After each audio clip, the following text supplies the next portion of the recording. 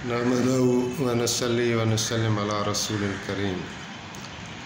नबी करीम सल्लल्लाहु अलैहि वसल्लम की मुबारक ज़िंदगी किस कठिन मराइल से गुज़रे। आप अलैहिस्सलाम को भी तशद्दुद का निशाना बनाया। मक्के के शरीर लोगों ने मुख्तलिफ़ तकालीफ दी। फिर आप फरमा रहे हैं कि मेरा जो पड़ोस था, एक तरफ अबू लहब होता था, एक तरफ उक़बा इब्ने मुईत, दोनों शरारती थे। मेरे रास्ते में कांटे बिछा देते, मेरे घर में कचरा फेंक देते। जो तकलीफ़ उनसे बन पड़ती थी वो दिया करते थे। लेकिन इस्लाम की जो रोशनी है, जो नूर है, वो फैलता जा रहा था। और यही बात जो है मक्के वालों के ऊपर सबसे गिरां थी, मुश्किल थी। और वो किसी न किसी तरह नबी करीम सल्लल्लाहु अलैहि वसल्लम के इस मिशन को रोकना चाहते थे। रोकने के बजाय फैलता जाता था। और ये कैसे फ़िक्रमंद थे, एक बहुत ही उम्दा वाक़या मिलता है नबी अलैहिस्सलाम की मुबारक सीरत में। तो क्योंकि आप गरीबों के गमख्वार थे, आप इंसानियत के हमदर्द थे, आप अखलाक के आला कदरों पर आप जो है फ़ाइज़ थे। इन्नका लअला खुल्क़िन अज़ीम। इस तरह कुरान करीम ने भी कहा कि आप बड़े खुल्क़ अज़ीम के मालिक हैं। तो आपने एक बुढ़िया औरत को देखा, वो सामान उठाते हुए, लेकिन सामान का बोझ वो उठा भी नहीं सकती और जा रही है और चला भी उससे नहीं जा रहा। तो जो उसका सामान था, गठरी थी, जो भी था, वो नबी करीम सल्लल्लाहु अलैहि वसल्लम ने अज़राए हमदर्दी उनसे, उन बुढ़िया से वो सामान लिया और उनकी मदद की ताकि मैं इसको मंजिल तक पहुंचा दूं। जब हज़ूर अलैहिस्सलाम ने उसके साथ ये चलना शुरू किया तो बातचीत भी हुई। वो बुढ़िया कह रही है कि बेटे तुम तो अच्छे आदमी लग रहे हो, मेरी मदद कर रहे हो, और मैं ये मक्का इसलिए छोड़कर जा रही हूँ कि मैंने सुना है इस शहर में एक जादूगर पैदा हुआ है। उसकी बातों में इतना असर है कि जब वो कलाम करता है तो लोग अपना दीन, अपने आबा व अजदा का दीन छोड़कर उसके पीछे हो लेते हैं। और मेरी अभी उम्र आखिरी हिस्से पर आ गई है और मेरी अब जो टांगें हैं वो कब्र में पहुंच चुकी हैं। मैं इस डर से कि कहीं जो है वो मेरे सामने आ जाए, मेरे से कलाम करे और मैं अपने दीन से फिर जाऊं, तो मैं अपने दीन पर मरना चाहती हूं, इसलिए मैं ये शहर छोड़ रही हूं। तो नबी करीम सल्लल्लाहु अलैहि वसल्लम सुनते रहे, वो बोलती रही, आप सुनते रहे खंदा पेशानी से। और जब उसकी मंजिल आ गई और उसके सामान हवाले किया तो बुढ़िया कहने लगी कि आप तो बड़े अच्छे आदमी हैं, मुझे दोबारा कभी हो सकता है मक्का में आना पड़े तो अपना नाम तो बता दो ताकि मैं तुमसे मिल लूँ। तो आपने खंदा पेशानी से फरमाया कि मैं वही मोहम्मद हूँ जिसके मुतालिक आप अभी बातें कर रही थी। तो वो कहने लगी कि अगर आप मोहम्मद हैं सल्लल्लाहु अलैहि वसल्लम तो आपकी बातें कभी झूठी नहीं हो सकती, आपका दीन कभी झूठा नहीं हो सकता। तो उसी वक्त उसने कलमा पढ़ लिया। तो इसी तरह जो है एक वाक़या हज़रत अबू ज़र गफ़ारी का ईमान ले आने का वाक़या बड़ा दिलचस्प है। और वो मक्के की फ़िज़ा को भी रिप्रेजेंट करता है कि उस वक्त कौन सा माहौल था जिसमें नबी अलैहिस्सलाम ये तहरीक चला रहे थे। जिस तरह इस वाक़े से पता चला कि वो औरत ख़ाइफ़ थी, लेकिन जब हजूर को देखा और मुबारक अखलाक देखे और कलाम सुना तो बग़ैर सोचे समझे वही इस्लाम में दाखिल हो गई। तो इसी तरह हज़रत अबू ज़र गफ़ारी नेक सीरत इंसान थे। ज़ाहिर सहाबा किराम जितने भी थे वो अल्लाह ताला के चुने हुए थे। उनने अपने भाई को भेजा कि मदीने आलिया में, मक्कतुल मुकर्रमा में جس شخص نے نبوت کا دعویٰ کیا ہے اس کا جو ہے وہ زیارت کر کے آئے، تھوڑا حالات کا جائزہ لے کر آ جائے۔ لیکن اس کا بھائی آیا اور چلا گیا اور اس کو پتہ نہیں چلا۔ تو اذان کا سلسلہ، بار بار اذان آ رہی ہے تو تھوڑا اس کو میں پاس کرتا ہوں۔ تو اس کے بھائی نے آ کے جائزہ لیا، لیکن اس کو پتہ نہیں چلا کہ محمد علیہ السلام اور تحریک اسلام، اور پھر وہ واپس گئے تو حضرت ابو ذر غفاری نے خود قصد کیا کہ میں جا کر دیکھ کر آ جاؤں۔ تو وہ بھی مکے میں آئے تو بظاہر تو کوئی ایسی تحریک اس کو نظر نہیں آئی، لیکن پتہ ان کو چل چکا تھا۔ تو حضرت علی نے ان کو دیکھا شاید خانہ کعبہ کے اندر ہی، تو فرمایا کہ آپ مجھے نئے لگ رہے ہو، اجنبی لگ رہے ہو، تو آپ کا قیام کا اور طعام کا میں انتظام کروں۔ تو حضرت ابو ذر غفاری کو وہ لے کر آئے، اور اسی طرح 2-3 راتیں گزر گئیں، لیکن حضرت علی نے بھی ان سے مقصد نہیں پوچھا اور یہ بھی نہ دریافت کر سکے۔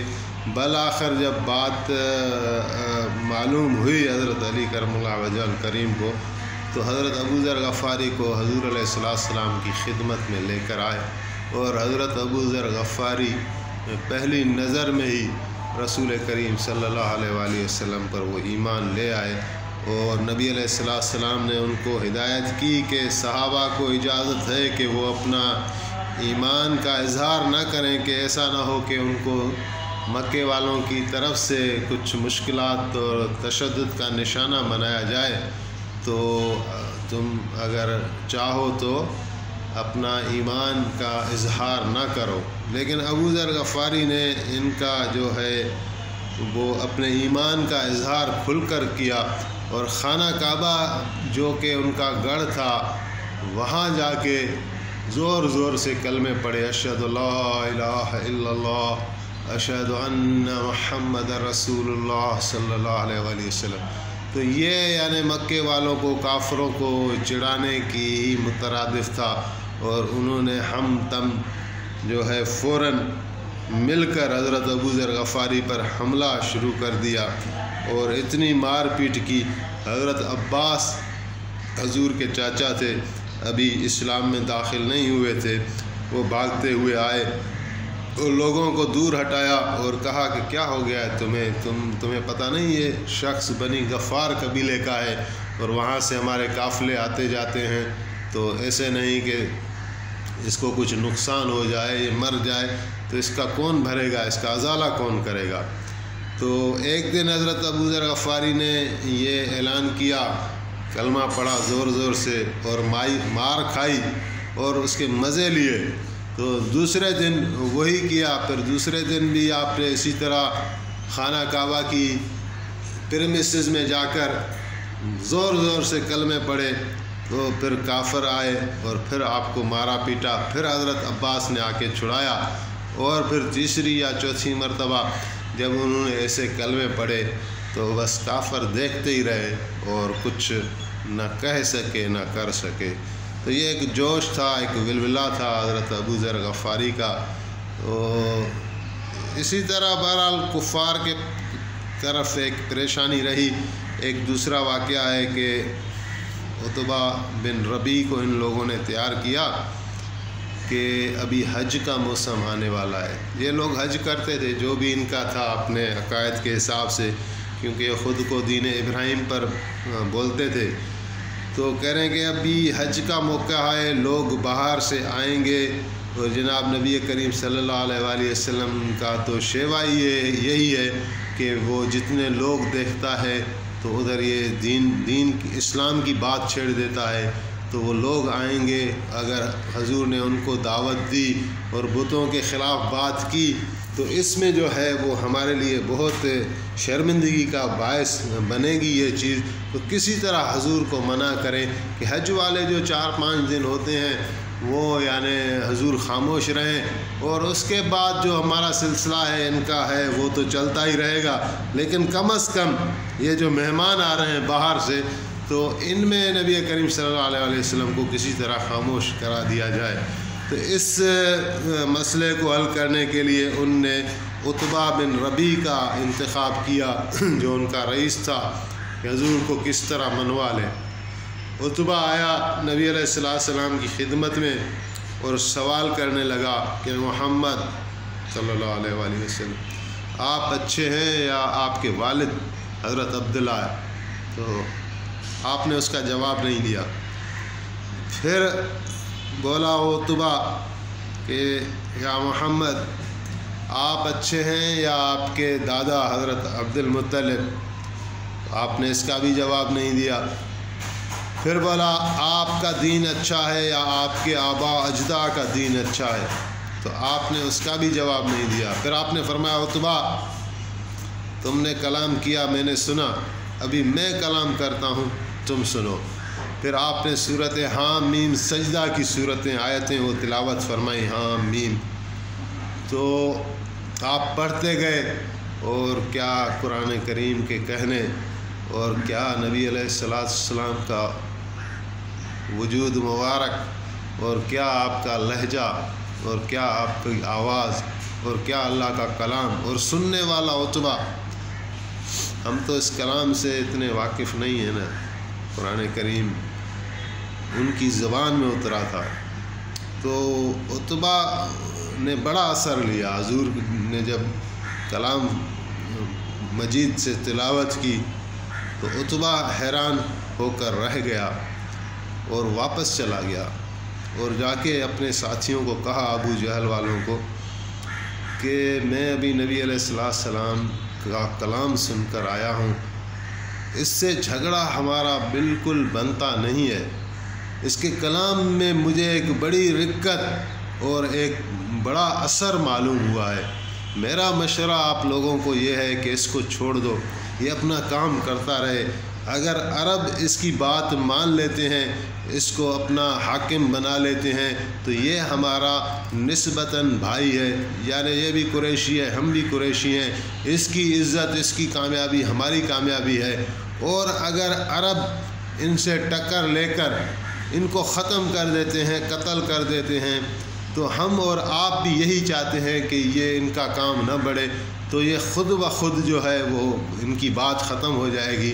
تو ابو جہل کہنے لگا عتبہ مجھے لگتا ہے کہ تمہارے اوپر بھی حضور کے کلام کا اثر ہو گیا ہے اور بات نہیں مانی۔ تو انشاءاللہ ابھی سلسلہ جاری ہے، ابھی نماز کا بھی وقت ہوا چاہتا ہے، نماز پڑھیں۔ اور اصل میں تو یہی ہے کہ خالی نبی کریم صلی اللہ علیہ وآلہ وسلم کے ساتھ محبت کے دعوے اور حضور علیہ السلام کا ذکر بھی بڑی مبارک چیز ہے، لیکن اصل یہی ہے کہ نبی کریم صلی اللہ علیہ وآلہ وسلم کا ہم دامن پکڑیں، قدم بقدم چلیں، تاکہ دنیا اور آخرت کی جو عزت ہے، کامرانی ہے، وہ ہمارے نصیب میں آ جائے۔